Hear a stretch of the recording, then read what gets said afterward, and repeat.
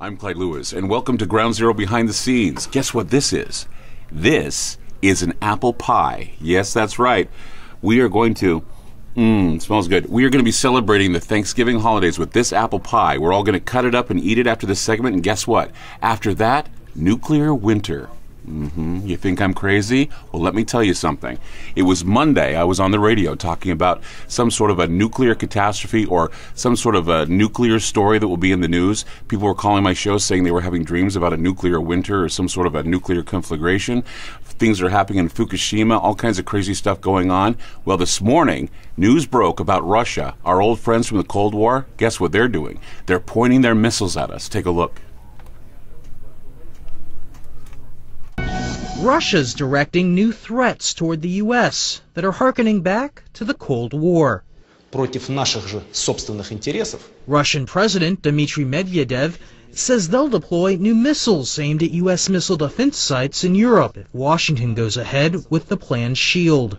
The missile shield has long been in the works and calls for placing land and sea-based radars and interceptors in European locations over the next decade and upgrading them over time.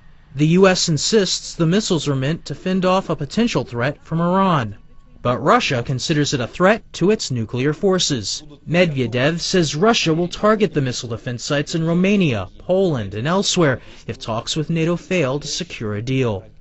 Well, there you have it. The Cold War's back, officially. We have nuclear scares and nuclear winter on the horizon as Russia is ticked off at Obama.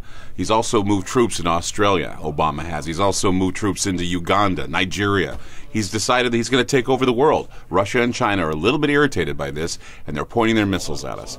I'm a little worried about this. Plus, Fukushima, they may have to evacuate all of Tokyo. There's one thing that I want to point out to you.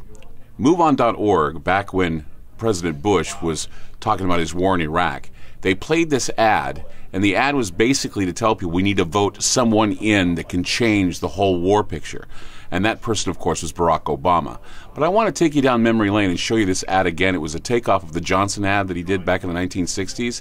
And I'll show you that MoveOn.org, even though they think their message is wholesome and keeping Obama in power is the idea, it's falling apart. This country is in very big trouble. Take a look. 1, 2... War with Iraq. Maybe it'll end quickly. Maybe not. Maybe it'll spread. 10, 9.